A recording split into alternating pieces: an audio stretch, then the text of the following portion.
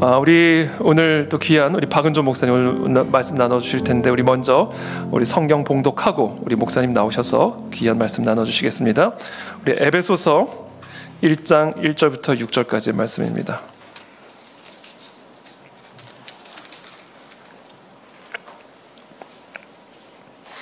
에베소서 1장 1절부터 6절까지의 말씀, 우리 한 절씩 저 여러분들이 교독하겠습니다. 저부터 읽겠습니다. 하나님의 뜻으로 말미암아 그리스도 예수의 사도된 바울은 에베소에 있는 성도들과 그리스도 예수 안에 있는 신실한 자들에게 편지하노니, 하나님 우리 아버지와 주 예수 그리스도로부터 은혜와 평강이 너희에게 있을지어. 찬송하리로다. 하나님 곧 우리 주 예수 그리스도의 아버지께서 그리스도 안에서 하늘에 속한 모든 신령한 복을 우리에게 주시되, 곧 창세전에 그리스도 안에서 우리를 택하사 우리로 사랑 안에서 그 앞에 거룩하고 흠이 없게 하시려고 그 기쁘신 뜻대로 우리를 예정하사 예수 그리스도로 말미암아 자기 아들들이 되게 하셨으니, 이는 그가 사랑하시는 자 안에서 우리에게 거저 주시는 바 그의 은혜의 영광을 찬송하게 하려는 것이라. 아멘. 우리 지난 리바이벌 윅 때 오셔서 너무 귀한 말씀으로 또 우리 모든 성도들에게 큰 은혜를 주신 우리 박은조 목사님, 또 오늘 귀한 시간 내주셔서 또 오늘 함께 해주셨습니다. 성도는 무슨 힘으로 이 험한 세상을 살 수 있을까요? 라는 주제를 가지고 말씀 나눠주실 텐데, 우리 목사님 나오실 때 큰 박수로 환영해 주시기를 바랍니다.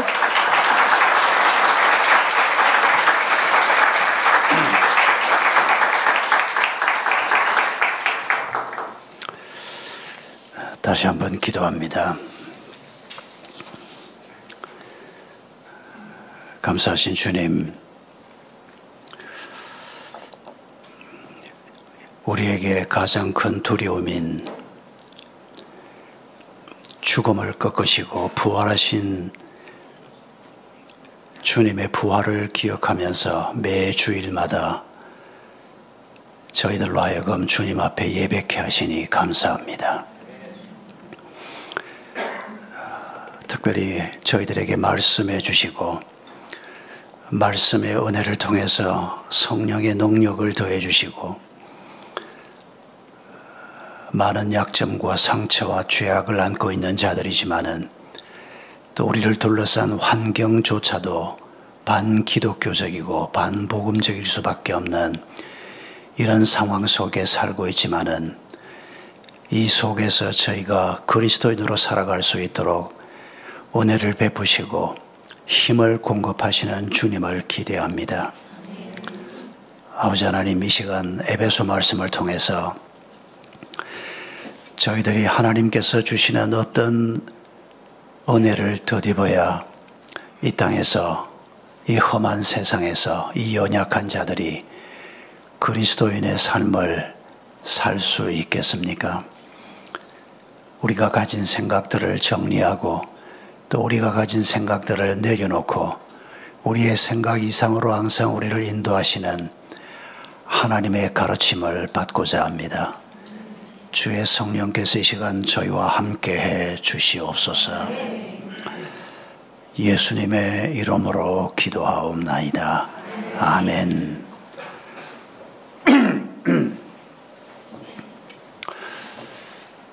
여러분에게 세 가지 질문을 시작함으로 설교를 시작하려고 합니다.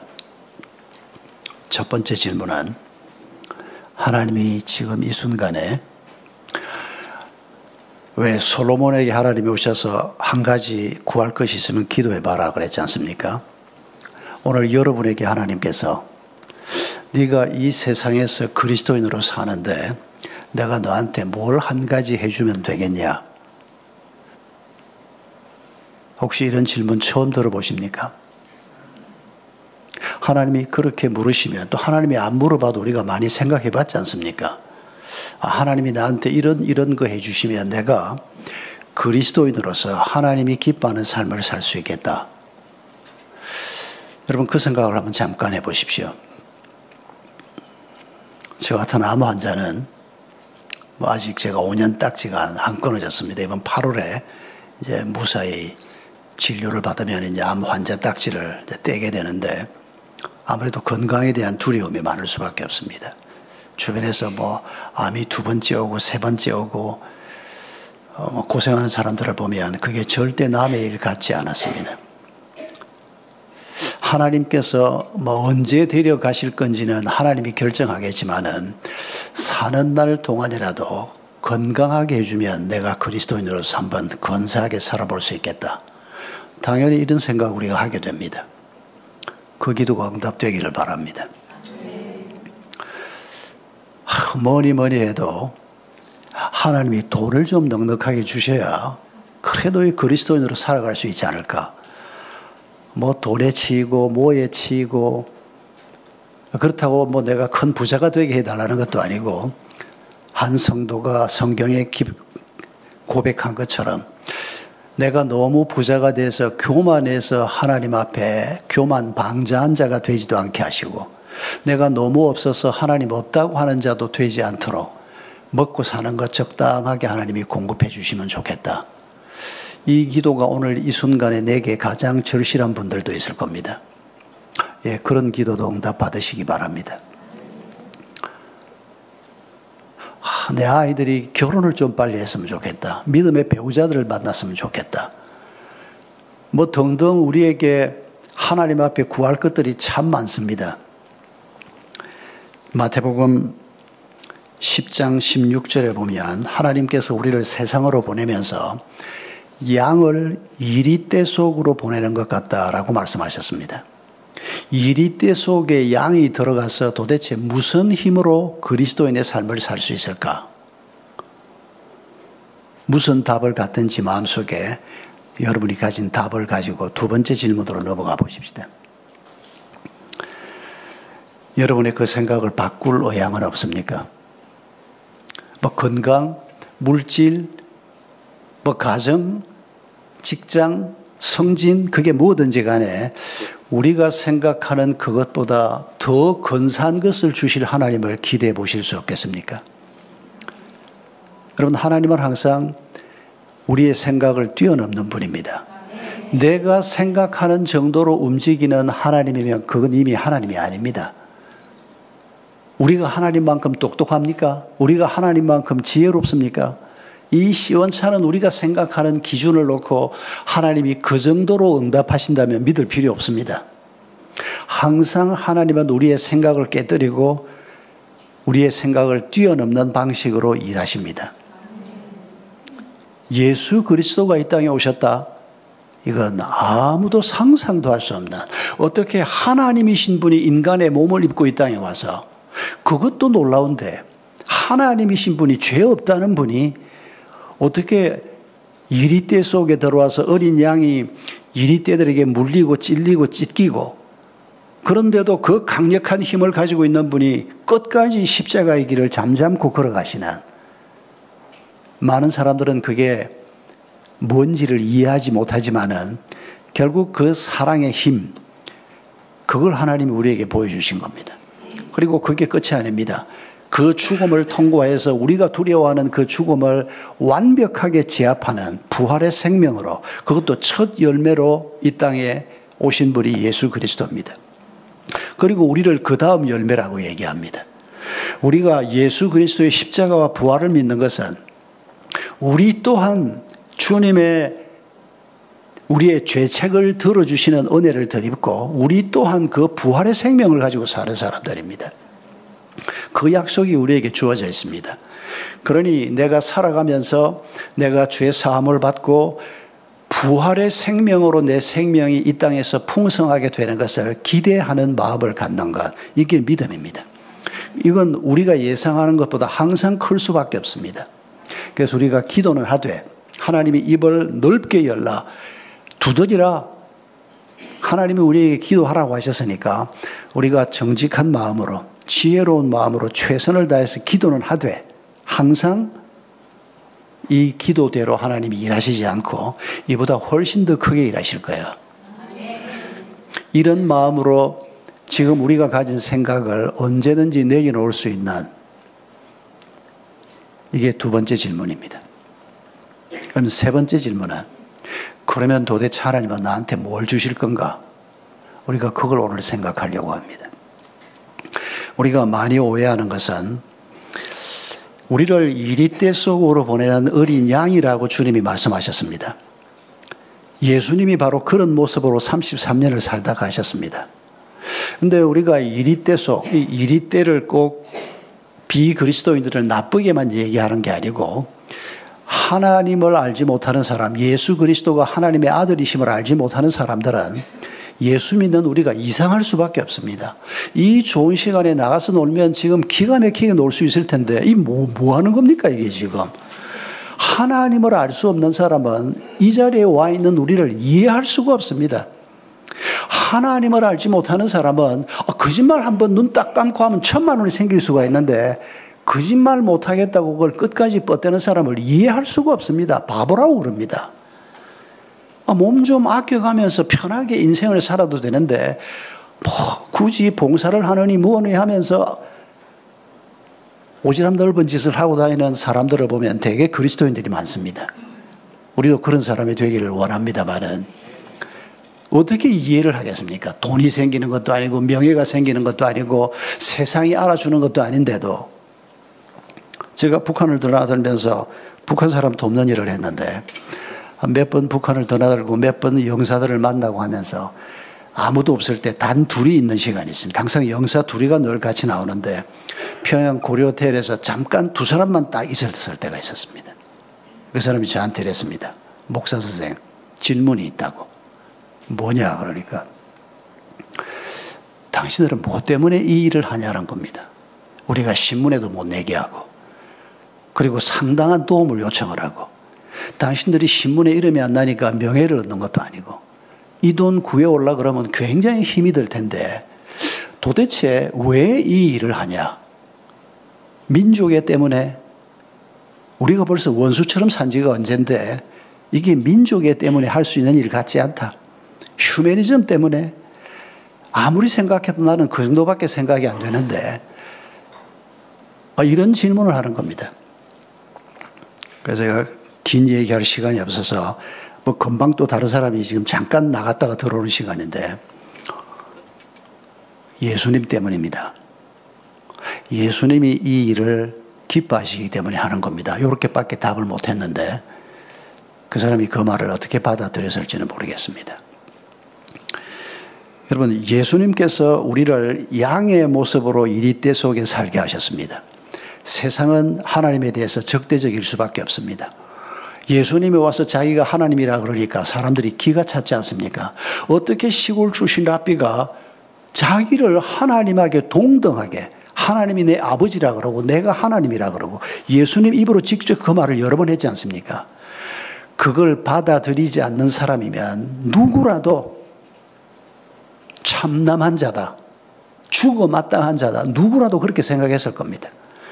예수님을 반대해서 십자가에 못 박아 죽이는 사람들이 시기하고 질투하고 인간적인 욕심, 돈 문제 이런 것도 걸려 있었지만은 아마 그들 중에 상당 숫자는 어떻게 아무리 지가 훌륭하다고 해도 어떻게 스스로를 하나님이라고 주장하고 어떻게 제자들이 자기 스승을 하나님이라고 주장하냐, 이런 무리들은 없어져야 된다, 이렇게 생각하는 사람들이 꽤 많이 있었습니다. 그 중에 대표적인 인물이 바로 사울이었던 바울 아닙니까? 여러분, 이런 세상 속에 우리가 살고 있습니다. 2000년 전 에베소 교회 성도들이 살았던 환경보다 오늘 남한에 사는 우리가 물리적인 환경은 조금 낫다고 할 수 있습니다만은, 그러나 근본적으로 네로가 다스리던 로마가 교회에 대해서 반기독교적이다. 오늘 공산주의 국가가 북한에서 반기독교적인 것과 마찬가지로 오늘 자본주의 경제체제를 가지고 있는 남한도 복음에 대해서 적대적일 수밖에 없습니다. 이런 사고방식을 누가 좋아하겠습니까? 열심히 돈 벌어라. 왜? 잘 먹고 잘 살라고? 그건 세상 방식, 이리떼들의 방식입니다. 그런데 양의 방식은 뭡니까? 열심히 돈 벌 수 있는 사람은 벌어라. 나누어 쓰게. 그게 주님이 우리에게 주신 방식입니다. 이런 방식으로 살라고 하니까 세상 사람들이 이해를 못하는 거죠. 그러니까 우리도 모르게 자꾸 세상 방식으로 끌려가는 겁니다. 그래서 우리가 자꾸 뭐라고 기도합니까? 양으로 살려고 하니까 힘이 드니까 하나님, 차라리 내가 저 이리떼들을 한 입에 물어 죽일 수 있는 사자가 되게 하든지 호랑이가 되게 해달라고 기도합니다. 그러다 보니까 우리가 하나님이 가라는 길이 아니고 내가 생각한 길로 가면서 하나님을 자꾸 이용하려고 하는 이런 잘못된 변질된 신앙생활을 할 우리가 우리에게 얼마든지 있다는 것입니다. 하나님은 이리를 물어 죽이는 사자가 되기를 원하는 게 아니고 끝까지 양의 모습으로 가기를 원합니다. 예수님이 걸어가신 그 모습으로 가기를 원합니다. 그게 바로 사랑입니다. 내 목숨을 내주는 주기까지 사랑하는 것. 그런데 그게 끝이 아닙니다. 그렇게 해서 우리가 죽음과 맞닥뜨릴 때 이미 그 죽음을 이기신 예수 그리스도가 우리를 기다리고 있습니다. 우리가 죽는 것으로 끝나는 것이 아니고 죽음 같은 희생이 우리 앞에 있지만은 우리가 그걸 각오하고 그 길을 걸어갈 때 부활의 생명이 이미 우리에게 약속되어 있습니다. 이 길을 걸어가는 것을 주님께서 에베소 교회 성도들에게 가르치는 겁니다. 여러분, 하나님께서 이미 큰 고난 속으로 들어간 에베소 교회 성도들과 1세기 그리스도인들에게 에베소 편지를 보냈습니다. 격려하기 위해서 보낸 겁니다. 이때 에베소서를 쓴 바울은 어디 있었습니까? 로마 감옥에 있었습니다. 이것도 어떻게 생각하면 참 이해가 잘 안 되는 일입니다. 지금 로마 감옥에 있다가 얼마 있지 않으면 참수형을 당해서 죽는 사람입니다. 이런 사람에게 편지를 보내게 했습니다. 굉장히 귀한 내용이 많이 들어있는데 이 편지를 받고 에베소 교회 성도들이 참 귀한 말씀이다. 이걸 필사를 해서 이웃교회 나누어주고 이렇게 성경이 나누어졌는데 그렇게 읽고 한참 은혜 받고 있는데 바울이 칼 맞아 죽어버렸다고 그럽니다. 성경 다 찢어버리고 싶지 않겠습니까? 이런 사람이 우리한테 뭘 얘기한단 말이냐 그러고 싶지 않습니까? 이건 양의 방식이 아닙니다. 예수님께서 그렇게 돌아가셨다고 해서 그런 예수 믿어서 뭐하냐라고 하는 말과 똑같은 겁니다. 여러분, 바울이 로마 감옥에서 죽었지만은 하나님이 손이 짧아서 그를 죽인 것이 아닙니다. 생각해 보십시오. 우리는 생각하기를 로마 감옥을 박차고 나와서 이런 편지를 썼으면 더 좋을 뻔하지 않았냐. 우리는 그렇게 생각합니다만은 다시 생각하면 여러분, 젊은 시절 바울은 빌립보 감옥을 박차고 나온 적이 있는 사람입니다. 그가 빌립보에 와서 전도할 때 하나님이 유럽으로 가라 그래서 유럽에 들어와서 처음 전도했던 곳이 빌립보입니다. 그런데 감옥에 잡혀가지 않습니까? 그런데 그때 바울은 이미 신앙의 성숙도가 왜 내가 하나님 가라 그래서 빌립보까지 왔는데 감옥에 집어넣습니까? 그런 정도 수준을 넘어서는 분이었습니다. 감옥에 앉아 있으면서 바울과 실라가 찬송을 하면서 기도를 했습니다. 하나님이 그날 그 옥을 흔들어 버렸습니다. 옥문이 전부 열려 버렸습니다. 간수장이 이 죄수들이 다 도망가고 나는 이제 죽는 길밖에 없다고 하고 자결을 하려고 할 때 바울이 우리가 여기 있습니다 하고 외쳤던 빌립보 감옥을 흔들었던 그 경험을 했지 않습니까? 그리고 로마 감옥에 있으면서 바울이 뭐라고 얘기합니까? 감옥에 있을 때 편지를 에베소서, 빌립보서, 골로소서 여러 편지를 씁니다. 빌립보서에서 사도 바울이 이렇게 얘기했지 않습니까? 내가 지금 이 감옥에 있지만은 내게 능력 주시는 그분 안에서 내가 능치 못할 것이 없다. 여러분, 이게 무슨 뜻입니까? 내가 지금 감옥에 있지만은 내가 사형 선고를 이미 받았는지도 모릅니다. 그런 상황이라고 해도 나는 하나님이 계신 그곳에 빨리 가기를 원한다. 내가 두 사이에 끼었다고 얘기하면서 나는 빨리 가고 싶다. 그런데 하나님이 혹시 내가 여기 할 일이 있으면 더 둘 수도 있을 것이다. 그러나 내가 지금 감옥에 있지만 이 감옥이 나를 가두지 못한다. 능력 주시는 그분이 공급하는 평안이 내 속에 가득하다. 여러분, 하나님이 바울을 통해 행하시는 이런 일을 아는 사람들은 이 편지를 읽을 때 바울이 감옥에서 죽는다고 해도 하나님의 손이 짧아서가 아니고 하나님이 그를 천국으로 데려가서 쉴 때가 됐으니 데려가신 거다. 하나님은 지금도 우리와 함께 하신다. 이런 믿음을 가지고 이 편지를 읽었던 겁니다. 이 편지에 여러 가지 말씀이 많이 나옵니다. 그런데 우리가 읽은 이 첫머리에서 하나님이 에베소 교회 성도들과 오늘 지상의 성도들을 격려하기 위해서 주신 첫 번째 메시지가 바로 이 부분에 담겨 있습니다. 그게 뭡니까? 너희가 내게 누구냐라고 하는 겁니다. 누구라고 말씀하십니까? 5절에 아들이라고 말합니다. 딸 없다고 서운해하실 거 없습니다. 아들, 딸이라고 말해야 되는데 줄여서 얘기한 겁니다. 하나님이 우리의 아빠라는 겁니다. 아버지도 아닙니다. 아버지라는 표현도 드러 나오지만은 아버지다. 이게 정확하게 아빠입니다. 여러분, 우리가 하나님을 아빠라고 부르고 하나님이 너는 내 아들이다, 내 딸이다 라고 부르고, 이 하나님과 우리의 관계, 부모 자식 관계, 또 때로는 부부 관계로 설명하기도 하고 목자와 양의 관계로도 설명을 하는데, 지금 에베소서에서는 부모 자식 관계로 설명하고 있는 이 관계 속에서 너희가 살면, 이 관계를 잘 유지하면서 살면, 내가 너희 아빠이기만 하면, 너희가 내 아들, 딸이기만 하면 너희가 이 세상에서 뭘 두려워하겠냐? 로마가 어떻게 너희를 이기겠느냐? 죄악이 어떻게 너희를 이기겠느냐? 너희 속에 있는 상처가 어떻게 너희를 이길 수가 있겠느냐? 내가 너희 아빠인데. 여러분, 이게 에베소에서 하나님이 주는 첫 번째 선물에 관한 약속인 것을 알 수가 있습니다. 관계가 참 중요한 것은, 여러분, 세상 사람들도 이 관계에 대한 얘기를 많이 합니다. 중국 사람들은 관시가 중요하다.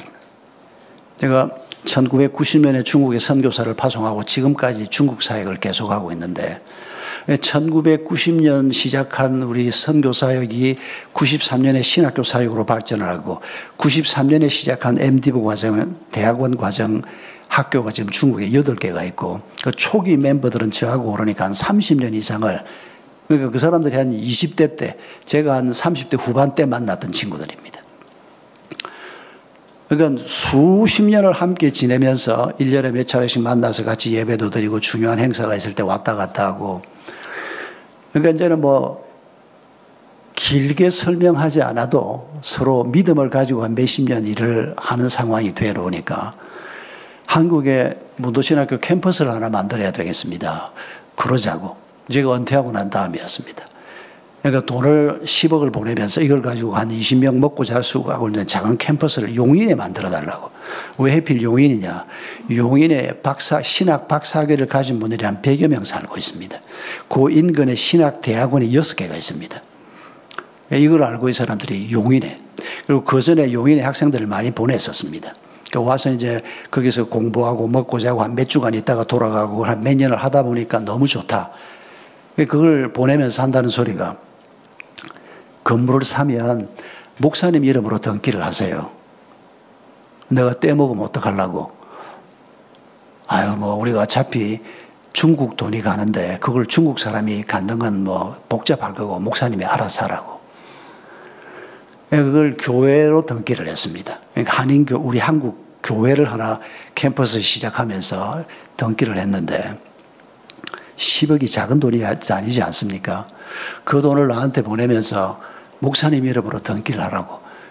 그 돈은 우리가 돌려받을 돈이 아니고 한국에서 우리가 다 쓰고 나중에는 뭐 주의 뜻대로 그냥 쓰면 되는 돈이니까, 이런 식으로 믿고 맡기니까 내가 거절할 길이 없었습니다. 나한테 월급 한 푼 안 주는데도 온 천지를 돌아다니면서 땅도 보고 집도 보고. 근데 하나님이 딱 부도난 딱 한 20명, 15명 와서 먹고 자고 할 수 있는 130평짜리 빌라를 8억 6천에 주셨습니다. 여러분, 용인 동백 지나가는 걸음에서는 우리 캠퍼스 한번 방문하시면 제가 식사 대접도 하고 커피 대접도 할 테니까 언제든지 들러주십시오. 알려지진 않았습니다. 알릴 수는 없습니다. 이 중국 공안이 워낙 세게 나오기 때문에. 이름도 사실은 정확하게 말하면 Global Disciple Theological Seminary in China가 우리 학교의 정식 명칭입니다. 근데 이걸 in Korea로 해서 만들어야 되는데, 그렇게 만들어 놓으면 중국 정부에 곧 들통이 납니다. 그래서 글로벌 문도 하우스에 나왔습니다. 이게 뭔지 모르게 그냥. 그러니까 중국하고 전혀 관련이 없는 것처럼. 그리고 한 몇 년 후에 또 이름 바꿉니다. 이게 추적이 될 가능성이 있어서 용인에 공자학교가 와 있습니다. 우리 캠퍼스에서 조금 떨어진 용인 고등학교에 공자학교가 있고, 거기 공자 선생이 한 몇 명 와 있는데 그 중에 하나는 스파입니다. 뭐 문화 교류 이름으로 굉장히 많이 우리도 마찬가지입니다. 우리도 뭐 여러 지역의 사람들을 보내고 미국도 뭐 전 세계 스파이들을 보내놨지 않습니까? 이런 와중에 우리가 살면서 그리스도인이 도대체 뭘 거짓말도 안 해야 되고 그리스도인이 폭력을 쓸 수도 없고 뇌물을 줄 수도 없고 하나님이 말씀하신 이 양의 모습을 가지고 살면서 어떻게 살아가나. 여러분 이걸 세상 사람들도 고민을 하면서 아주 좋은 예가 뭔가 하니까 하버드 대학에서 1938년부터 720여 명의 남성들, 그것도 주로 18, 19살짜리 남성들을 모아서 무려 75년 동안 진행해온 연구 프로젝트가 있습니다. 그게 몇 년 전에 끝을 내고 발표를 했습니다. 이 720여 명의 사람들이 누군가 하니까 하버드 대학 3학년 학생들이 한 절반 정도, 절반 조금 못 되는 정도 있고, 그리고 보스턴 그 외곽 지역의 빈민촌 18, 19살짜리 청년들도 있고, 주로 17, 18, 19살이 청년들을 대상으로 여성들을 뽑지 않은 것은 접촉의 어려움 때문이었던 것 같습니다. 1938년만 해도 굉장히 옛날입니다. 이 사람들을 뽑아가지고 계약을 하는 겁니다. 재벌 회사가 비용을 부담을 했습니다. 이 사람들 한 사람 한 사람에게 전부 계약을 하고 당신들이 앞으로 75년 동안 당신들에게 계속 질문할 것이다. 제목은 뭔고 하니까 행복에 관한 겁니다. 당신들이 언제 어떻게 행복하게 사는지를 조사를 하겠다. 연구를 하겠다. 당신들이 직장에 들어가면 직장 동료와 상사들한테 묻겠다. 당신들이 결혼을 하면 당신 부인들한테 묻겠다. 애가 태어나서 자라면 당신 아이들한테 묻겠다. 당신 교회 동료 가까이 있는 사람들을 이름을 써서 주면 당신이 언제 행복하고 언제 불행하고 어떻게 사는지를 75년 동안 연구를 하겠다. 당신 의사에게 정기적으로 검진서를 달라고 하겠다. 그리고 당신도 1년에 한두 번 만나서 심층 취재를 하겠다. 여기 전부 사인을 하는 겁니다. 그리고 이제 비용도 좀 지불을 하고 이 사람들 왔다 갔다 해야 되는 것도 있으니까. 여러분 역사상 이런 연구가 없었습니다. 두 가지 측면인데 하나는 75년이란 장기간 동안 연구한 일이 드물고 그것도 720여 명의 표본이 이게 표본이 적으면 주관적이 되기가 쉽지 않습니까? 그런데 720명이나 되니까 굉장히 객관성을 보장할 수가 있습니다. 그리고 아주 단일 주제, 행복. 그것도 논리적이고 학술적인 연구가 아니고 한 인간을 놓고 이 사람이 언제 행복하고 언제 불행하고 불행을 어떻게 극복하고 이런 걸 연구를 한 겁니다. 여러분이 유튜브에 하버드 대학 행복연구라고 치면 한국어로 더빙되어 있는 꽤 긴 보고서를 바로 접할 수 있습니다. 하버드 대학 그 연구팀의 교수 한 분이 직접 유튜브에 공개를 한 겁니다. 결론이 뭘까요? 예수 안 믿는 사람들이 한 겁니다. 하나님 알지 못하는 사람들이지만 물론 연구자들 중에는 분명히 그리스도인이 있었겠지만 프로젝트 자체가 하나님하고는 상관없이 이 세상을 사는 사람으로서 언제 행복하고 언제 불행했나. 뜻밖에도 간단한 결론입니다. 좋은 관계를 잘 유지하면서 산 사람들이 행복하더라는 겁니다. 누구하고의 관계냐? 가까운 사람들과의 관계입니다. 제일 중요한 건 부부관계입니다. 부부관계를 잘 유지한 사람, 부모 자식 관계를 잘 유지한 사람, 그리고 가까이에 적어도 한 10명, 20명 친척이나 직장 동료나 이렇게 가까운 사람들이 있지 않습니까? 이 사람들과의 관계를 소중히 여기고 이 관계를 잘 유지하면서 산 사람들이 행복하더라는 겁니다. 그럼 이 사람들이 병 안 들었냐? 병 들지요. 파산한 경험이 없냐? 파산하지요. 치매가 안 오냐? 나이 들면 오지요. 그런데도 좋은 관계를 잘 유지하면서 산 사람들은 불행한 일을 당해도 쉽게 극복을 하는 겁니다. 옆에서 도와주는 사람들이 있고 정말 마음으로 아껴주는 사람들이 있으니까. 좋은 일이 생기면 조그마한 일인데도 서로 축하하고 하니까 작은 일인데도 가슴이 벌렁거릴 정도로 행복해지는 겁니다. 반대로 이 좋은 관계를 유지하지 못한 사람들은 엄청난 돈을 벌었습니다. 그런데 와이프하고 헤어진 지는 벌써 7, 8년 돼버렸습니다. 자식들은 벌써 떠나고 한 5년 이상을 곱빼기도 못 받습니다. 처신을 잘 못했으니까. 엄청난 돈을 벌고 좋은 일이 생겼는데도 그날 술 퍼먹어버리고 그냥 뭐 그 다음날은 깨어나지도 못하고 오히려 더 불행감을 느끼는, 결국 인간의 행복은 뭐 많은 사람이면 좋지만은 그럴 수가 없으니까 가까운 사람들, 자기 공동체에서 좋은 관계를 잘 유지하면서 산 사람들이 행복하더라. 그게 이 연구의 결론입니다. 그런데 우리 그리스도인들은 즉각 깨닫습니다. 여기에 하나님과의 관계가 빠져 있다. 하나님과의 관계 안에서 부부관계, 하나님과의 관계 안에서 이웃관계, 하나님과의 관계 안에서 자연과의 관계, 돈과의 관계, 하나님과의 관계 안에서 이 모든 일이 이루어질 때 우리가 참 복된 사람이 될 수 있는 것을 알 수 있습니다. 지금 에베소 첫머리에서 하나님이 하시는 말이 그 말입니다. 우리의 적이 누구냐? 로마다, 바벨론이다, 북한이다. 상관없다는 겁니다. 하나님이. 내 상처가 뭐냐? 상처 없는 사람이 어디 있습니까? 어린 시절에 고통 없는 사람이 누가 있고, 지금도 외롭지 않은 사람이 누가 있고, 죄 짓지 않는 사람이 누가 있습니까? 많은 문제가 있지만은 내가 너에게 누구냐? 내가 아빠다. 네가 내게 누구냐? 내 아들이다. 내 딸이다. 이거 확실하게 유지하고 살면 어떤 문제도 네가 능히 극복할 수 있다. 그 약속의 말씀을 지금 이 첫 부분에서 하나님께서 주시는 것입니다. 여러분, 우리가 사자처럼 힘이 세지는 걸 원한다고 해서 그것 자체만 놓고 말하면 잘못이라고 말할 수는 없을 것입니다. 그런데 하나님이 정말 좋은 선물을 주려고 하는데 이건 무시해버리고, 아이고 뭐 하나님 뭐 압박은 뭐 그보다는 하나님 뭐 돈이나 좀 벌기 위해서 뭐 한 몇백억 내 통장에 넣어놓고 내가 헌금도 하고 뭐 선교사님들 뭐 봉투도 하나씩 찔러주고 이렇게 살면 그게 멋있는 거 아니겠냐? 당신은 돈을 하나님처럼 생각하는 사람입니다. 그러니까 우리가 그 생각에서 벗어나지를 못하는 겁니다. 여러분, 우리가 말씀을 따라 생각하고 말씀이 소중히 여기는 것을 우리가 소중히 여기고, 말씀이 이건 그렇게 소중한 거 아니다, 목숨 걸 정도는 아니다라고 하는 것을 우리가 목숨 걸지 않는 사람이 되면 우리가 진리의 말씀을 따라갈 수 있습니다. 그런데 신앙생활을 하면서 내가 너무 중요하다고 생각하는 것을 하나님 말씀 이상으로 중요하게 여기는, 이게 우리에게는 큰 문제입니다. 이걸 내려놓을 줄 모르면 신앙생활을 열심히 해도 우리의 삶에는 하나님의 능력이 공급되지 않을 겁니다. 하나님의 지혜가 공급되지 않을 겁니다. 하나님의 너그러운 마음이 우리 속에 들어오지 않을 겁니다. 왜냐하면 다른 걸로 채워져 있기 때문입니다.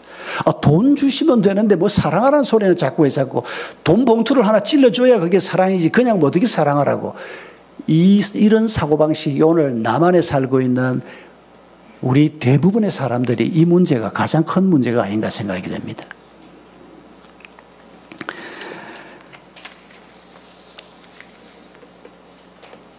우리가 언제 하나님의 자녀가 됩니까?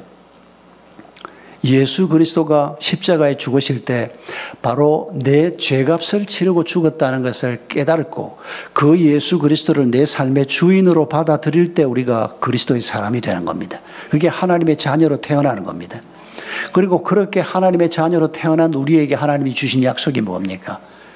교회가 음부의 권세를 이긴다. 마태복음 16장에서 주신 말씀 아닙니까? 그리고 천국 열쇠를 준다. 그런데 그 천국 문을 들어가고 나가고 하는 건 줄 알았더니 천국의 주인이신 하나님과 교제하는, 이게 부활의 생명의 삶입니다.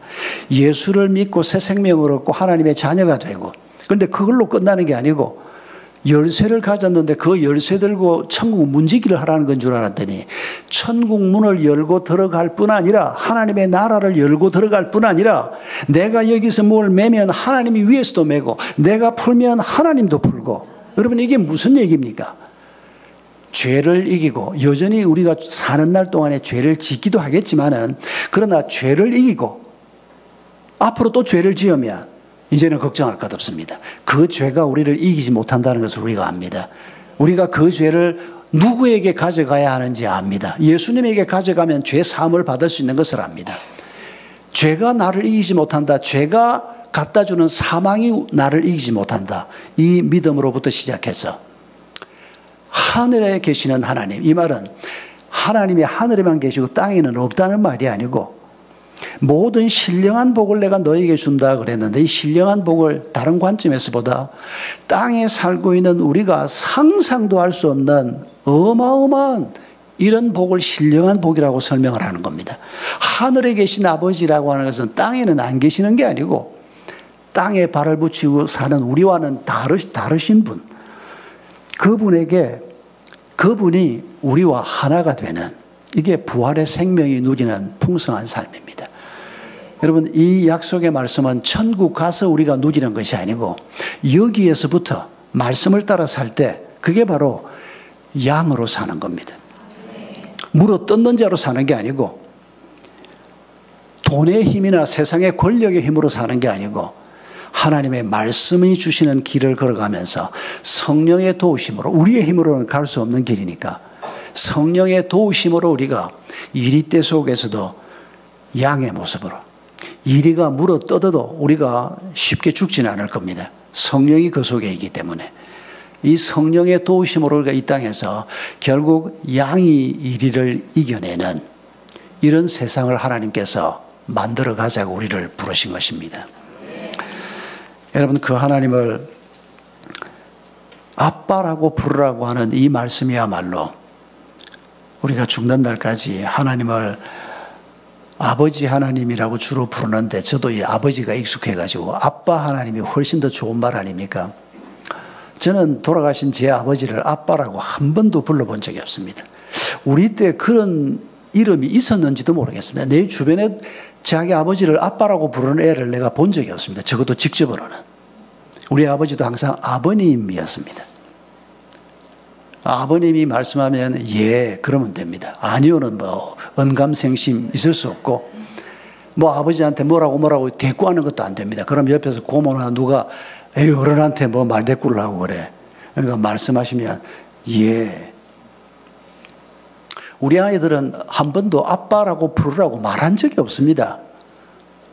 그런데 말하기 시작하면서 아빠 그러더니 지금 40이 넘은 딸도 지금도 아빠지 다른 말이 없습니다. 그냥. 얼마나 좋은 이름인지 모릅니다. 그런데 천지를 지으신 하나님, 지금도 모든 것을 운행하시는 하나님이 우리를 보고 내가 네 애비다, 내가 네 아빠다 이렇게 말씀하시는 겁니다. 여러분 이 말씀에 담겨있는 하나님의 마음을 우리가 느끼지 못하면 우리는 신앙의 사람이라고 말할 수 없습니다. 우리가 인간으로서도 부모의 마음을 어느 정도는 헤아리지 않습니까? 우리의 부모를 볼 때 또 내가 부모 됐을 때 자식에 대해서 부모가 갖는 마음이 완전하진 않지만은 뭐 인간이니까 때도 끼이고 욕심도 끼이고 오판도 있고 하지만은 근데 하나님은 실수가 없으신 분입니다. 완전하신 아버지 어머니십니다. 그런 분이 이 부족한 우리를 보고 네가 내 아들이다, 내 딸이다. 여러분 이 생각하면 그냥 가슴이 벌렁해지는 이런 교제가 죽는 날까지 이어지기를 주의 이름으로 축복합니다. 하나님이 나한테 뭐를 적게 줬어. 뭐 더 받으면 어떡할 건데? 뭐 나는 뭐 겨우 요 모양 요 꼴이야. 뭐 더 잘 되면 뭘 어떡할 건데? 좋은 학교 나오고 뭐 힘 있는 사람 우리 눈앞에서 얼쩡거리는 사람들 보십시오. 다 어떤 꼴로 사는지. 내가 가진 것이 중요한 게 아니고 나 자체가 어떤 사람이 되느냐가 중요하지. 아니 뭐 10만 원짜리 양복을 입거나 100만 원짜리 양복을 입거나 이거 걸쳤다고 해서 이게 우리를 보정해 주는 겁니까? 우리 속에 있는 것이 우리를 드러내는 거 아닙니까? 그래서 김창옥 씨 그 불후의 명곡 지난주였죠. 제가 김창옥 씨를 크리스찬이라서도 참 좋아하고 그 양반 강의를 참 좋아하는데 그 양반이 이런 얘기를 하더라고요. 그날 그 자리에 앉아서 김창옥 씨 때문에 제가 불후의 명곡을 끝까지 다 봤습니다. 노래도 좋았지만은 자기가 이제 질문자가 이게 제가 헷갈리네. 불후의 명곡에서 한 얘기인지 그 김구라가 하는 거기서 한 건지 제가 그 두 개를 한꺼번에 봐놓으니까 김창옥 나온다 그래서 제가 그것도 봤거든요. 하여튼 거기 어딘가에서 질문이 뭔고 하니까 어떻게 그렇게 사람의 심금을 울리는 질문을 하냐는 겁니다. 탁월합니다. 김창옥 씨가. 그 양반 성악가 출신입니다. 원래 발성선생하다가 세상에 어떻게 저럴 수가 있는 건지 전혀 훈련을 받은 것도 아니고 그냥 자기가 살면서 저런 엄청난 대한민국 제가 보기에는 최고의 강사입니다. 설교를 해도 엄청 잘할 겁니다. 개척교회 하면 아마 구름처럼 사람이 모일 겁니다. 근데 양반이 성경은 또 깊이 모르니까. 근데 질문이 어떻게 그렇게 사람의 마음을 움직이는 말을 그것도 단숨에 어떻게 그렇게 해내냐. 그 양반 말이 우리 엄마 덕입니다. 그게 무슨 말이냐. 아버지가 청각장애인이고 해병대 출신이고 어머니하고 계속 소통이 안 되는 겁니다. 그러니까 엄마가 했던 말투가 처음에는 강의를 해도 사람들이 잘 못 알아들었는데 엄마가 했던 말투가 자꾸 생각이 나서 엄마가 아버지에 대해서 원망할 때 썼던 말투 그게 얼마나 한이 맺힌 말투겠습니까? 남편은 청각장애인이고 경제력도 없고 엄마가 자식들 키우면서 애를 다 쓰고 엄마가 했던 그 말투가 떠올라서 그 엄마가 했던 그 말을 자기 강의에 선으로 쓰기 시작했다는 겁니다. 그대로는 아니고 조금 바꾸어서. 근데 그 다음 말이 나는 더 감동적이었던 게 어머니가 했던 말투를 자기가 흉내를 내서 질문을 던져보는데 그 질문을 하려고 하니까 엄마 같은 인격이 자기 속에 없으니까 그 질문이 그대로 잘 되진 않더라는 겁니다. 그래서 그런 질문을 하기 위해서는 그런 사람이 돼야 한다는 생각이 들더라는 겁니다. 이거는 도대체 어디서 배울 수가 있는 겁니까, 이거를? 그 사람이 위대한 게 그런 점이라고 생각합니다. 자기 생활 속에서 자기가 경험한 그 뼈아픈 아픔들, 이런 것들이 그 사람에게 있습니다. 그런 것들이 원래 주신 은사를 따라서 이 크리스찬이니까 또 그 은사를 개발하면서 지금 저런 탁월한 강사가 젊은 나이에 저렇게 강사가 된 건데 우리가 하는 말이 그냥 말을 하면 좀 배워서 참 근사한 말이다. 그런 말을 하면 말을 던지고 사람들이 반응이 좋아지고 그런데 나는 돌아서면 옛날 사람으로 또 산다는 겁니다. 말 안 나도 옛날 사람으로. 그런데 내가 그 말을 할 수 있는 사람, 그런 인격을 갖춘 사람, 상처를 극복한 사람, 새로운 삶을 경험하는 사람으로 내가 살아가면서 그 말을 하면 그 말이 그대로 내 삶 속의 일부가 된다. 이런 비슷한, 이거 김창욱 씨가 한 말 그대로 아닙니다. 내가 많이 좀 확대해서 설명을 했는데, 내가 받은 감동을 얘기한 건데, 어떤 설교자보다 놀라운 말을, 성경을 인용하면서 한 말은 아니지만, 성경의 가르침을 정확하게 옮겨 놓은 겁니다. 여러분, 하나님께서는 우리가 시원찮은 거 너무 잘 아십니다. 죄에 짓눌려 산다는 거 너무 잘 아십니다. 부활? 우리에게는 그런 거 있을 수 없다고 생각하는 거 잘 압니다. 죽으면 끝이지 무슨 부활. 그런데 예수 그리스도라는 분이 오셔서 죄 없으신 그분이 오셔서 그 시골 출신이 예루살렘에 올라와서 나이 30밖에 안 되신 분인데 평생을 율법을 배우고 평생을 종교 지도자로 일했던 사람들 앞에서 당당하게 말씀을 전하시는데 온 좌중을 압도하는 그 예수를 통해서 우리에게 들려주신 말씀이 뭡니까? 너희가 내 백성이 되면 너희가 죄를 이길 수 있는 자가 된다. 우리가 이 믿음을 가지고 내가 부족하지만은 아직도 내가 죄를 다 이기지 못했지만은 내가 죄를 이길 수 있는 사람이 된다. 우리가 그렇게 선포하고 살면 그 믿음 가지고 살면 내 삶의 자리에서 그런 삶이 사라진다는 겁니다. 그게 성령의 도움으로 가능하다는 겁니다. 이게 아버지와의 관계 속에 있는 사람들에게 하나님이 주시는 약속이라는 겁니다.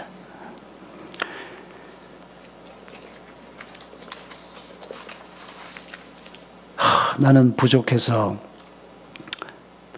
염치가 없어서 하나님 앞에 뭘 달라고 할 수가 없다고. 제가 한 1년째 지금 83살 된 옛날 우리 교인이었던 분을 지금 데리고 완투원을 하고 있는데 제가 목회합니다. 교회를 합니다. 한 사람이지만 지금 매주일 만나서 양반하고 같이 성경 얘기 나누고 인생 얘기 나누고 같이 식사하고 헤어지는데 그 딸이 제가 참 아끼던 제자인데 엄마가 돌아가시고 그 장례를 제가 맡았었는데 아버지를 목사님 좀 도와달라고.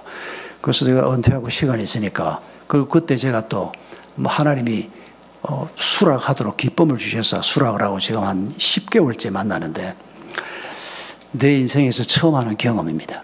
누구 얘기를 이렇게 들어본 적이 없습니다. 서울대학 출신입니다. 부잣집 아들이었고 서울대학 출신이고 초등학교도 6.25 가나서 피난 갔다 오고, 그러니까 한 사람의 삶을 만나면 이제 자기 얘기를 자꾸 하게 하니까 자기도 그럽니다. 목사님하고 마주 앉아서 10개월째 이러고 있을 줄 자기가 상상을, 나는 한 몇 번 만나면 부담이 돼서 안 만나려고 그럴 줄 알았습니다. 그런데 꼬박꼬박 만나자는 겁니다. 지하기도 심심하거든요. 할 일이 없거든요. 내보다 11살 위입니다. 근데 내가 꼭 형님 같고 자기가 동생 같아. 이분이 일단 제가 젊을 때부터 제가 담임 목사였던 서울 영동교회 때 교회를 출석을 했거든, 잠깐.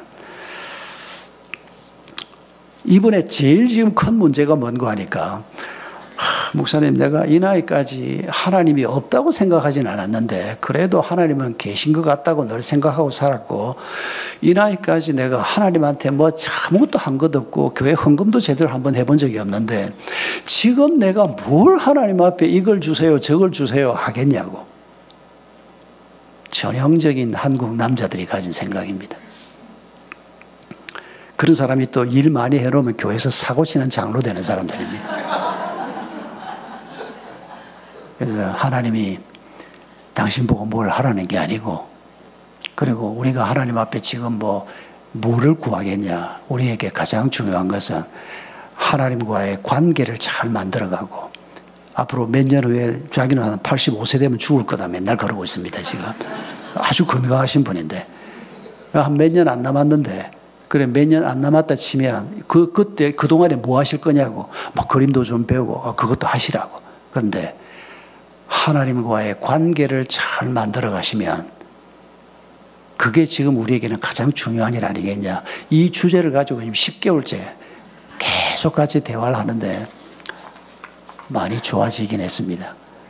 근데 아직도 그 마지막 남아있는 하나님은 살아계십니다라고 하는 고백을 듣기를 원하는데, 하나님이 안 계신 것 같지는 않은데 아직은 잘 모르겠습니다. 선생이 시원찮아서 그런지 10개월이 돼도 지금 그러고 있습니다. 우리가 하나님 집안의 자식이란 말 앞에 여러분 약간 뻔뻔함이 좀 필요합니다. 이 뻔뻔함도 믿음이라고 저는 생각합니다. 제가 이런 장면이 늘 생각납니다. 제가 딸 아들 셋인데 막내가 아들이고 지금 이제 인천 청라에 결혼해서 살고 있는데 얘가 중2 때쯤이었습니다. 그날 제가 집에 있었습니다.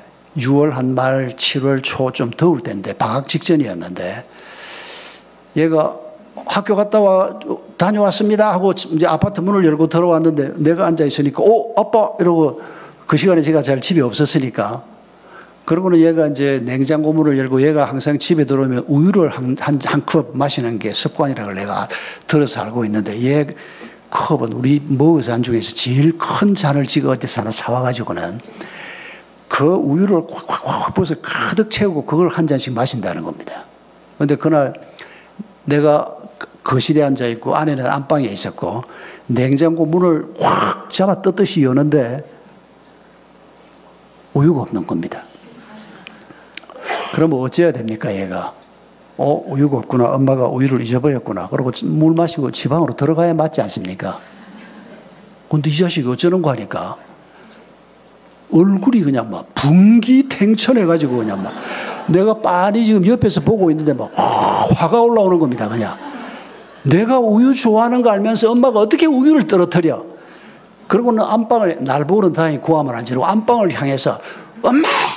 목소리는 훨씬 컸습니다. 왜 우유가 없어요? 내가 옆에서 보고 있는데 기도 안 차는 겁니다. 이게. 아니 지가 뭐 한 게 있다고? 지가 뭐 전교 1등을 한번 해봤나? 지가 뭐 용돈을 벌어서 아빠한테 밥을 한 끼 사줬냐? 뭘 지가 한 게 있다고? 근데 밉지가 않은 겁니다. 그러니까 또 엄마라고 불리는 여자가 쫓아나오면서 미안하다, 엄마가 깜빡했다. 미안하긴 뭐 미안해. 아빠한테나 잘하면 되지. 이 녀석이 또 한다는 소리가 미안한 짓을 왜 해요? 그러고 시방이 막 문을 쾅 닫고 들어갔습니다. 잊혀지지가 않습니다. 자격 없는 놈이 아들이라는 이유 하나 때문에 그렇게 당당하더라는 겁니다. 지금도 여전히 자격 없습니다. 그런데도 얼마나 보고 싶은지 모릅니다. 손녀를 둘을 낳았는데 문제는 아들보다는 손녀가 더 보고 싶지만은 여러분 그게 아들, 딸 됨입니다. 하나님이 우리가 부족한 걸 몰라서 우리를 자녀 삼았습니까? 자격으로 말하면 우리 모두가 아무 자격이 없습니다. 그거 빤히 아시는 하나님께서 우리를 아들로 딸로 불러주시고 믿음 주시고 그것도 선물로 주시고 그리고 예수 그리스도의 십자가의 은혜가 뭔가를 알려주시고 부활의 열매가 우리 삶 속에 들어오게 하시고 이걸 우리가 믿음을 가지고 따라가면 우리 인격 속에 하나님의 마음이 품어지는 이게 하나님과의 관계 안에서 주어지는 하나님의 축복이라는 것입니다. 그래서 에베소 2장 10절에서 하나님께서 우리를 하나님의 작품이라고 말씀하십니다. 이 작품은 만들어지는 우리는 할 일이 없는 작품입니다. 하나님께서 우리를 만들어 가시는 겁니다. 그리고 우리가 할 일은 하나님이 만들어 가시는 방향이 뭔가를 가르쳐 주면 따라가기만 하면 되는 겁니다. 여러분 의사가 암 수술을 해주고 난 다음에 앞으로 이렇게 사십시오. 그러면 어찌해야 됩니까? 의사가 말한 대로 살아야 건강해질 거 아닙니까? 근데 의사가 말하는 대로 안 살아서 문제가 생기면 그거 저주받은 거 아닙니까? 성경의 저주도 그런 점과 참 비슷합니다. 나하고 원투원 하는 이 최씨 양반은 늘 한다는 소리가 한동안은 지금은 안 그러는데 목사님 나는 하나님이 다 좋은데 성경을 읽어보니까 내 복 받을래? 내 저주 받을래? 난 이게 싫다고 처음에 만났을 때 이러는 겁니다. 뭘 잘 모르니까. 출발이 그렇지 않지 않습니까? 아무것도 없는 우리에게 하나님의 자녀가 되는 축복부터 주시고 그리고 복 받는 길이 무엇인지 참 행복한 길이 무엇인지를 하나님이 가르쳐 주십니다. 그런데 여기에서 벗어나면 하나님이 저주를 주어서 저주가 오는 게 아니라 의사가 인도하는 길을 안 따라가서 다른 병이 생기는 건데 그걸 우리가 저주라고 말할 수 있지 않습니까? 하나님의 저주의 심판은 아직 이루어지지 않았습니다. 하나님의 저주의 심판은 예수님이 재림하실 때 이루어질 것입니다. 오늘 우리가 재앙이다 저주다라고 하는 말은 하나님이 내리시는 게 아닙니다. 우리가 자초하는 거지. 복을 받을 길이 뻔히 있는데 거룩한 길이 뻔히 있는데 가장 행복하고 아름다운 길이 뻔히 있는데 그 길을 걷지 않으니까 거기에 고통이 있을 수밖에 없는 이걸 저주라고도 말하지만은 진정한 의미의 저주는 아직 오지 않았습니다. 영원한 심판이 우리 앞에 있기 때문입니다. 그래서 하나님이 지금 우리를 그런 길로 가지 말고 네가 나와의 관계를 잘 만들어가면서 내가 만드는 아름다운 작품으로 점점 빚어져 가면서 이 땅에서 내 백성으로 이리를 이기는 양으로 살아내라. 그게 우리에게 주신 축복의 말씀입니다. 여러분 오늘 우리가 어떤 아픔을 가지고 이 예배의 자리에 왔는지 모르겠습니다. 아직도 눈만 감으면 가슴이 답답한 문제들이 우리 안에 있을 수 있습니다. 상처가 아직 다 씻기지 않았을 수 있습니다. 우리가 범한 죄가 아직도 끝장나지 않고 있는 죄가 우리 속에 남아있을 수 있습니다. 여러 가지 문제들이 우리에게 있을 수 있습니다. 그러나 여러분 한 가지를 더 확실하게 붙잡읍시다. 내가 하나님의 아들이요 딸이면 주님께서 내가 이 관계 안에서 한 걸음 한 걸음 걸어가면 주님께서 내 상처든 내 죄악이든 내 가난이든 무슨 문제든 주님이 이 모든 것들을 하나씩 해결하실 것이다. 그리고 나를 하나님의 작품으로 만들어 가실 것이다. 이 기대를 가지고 우리가 또 한 주간 믿음의 길을 걸어가는 축복이 있기를 바랍니다. 함께 기도하십시다.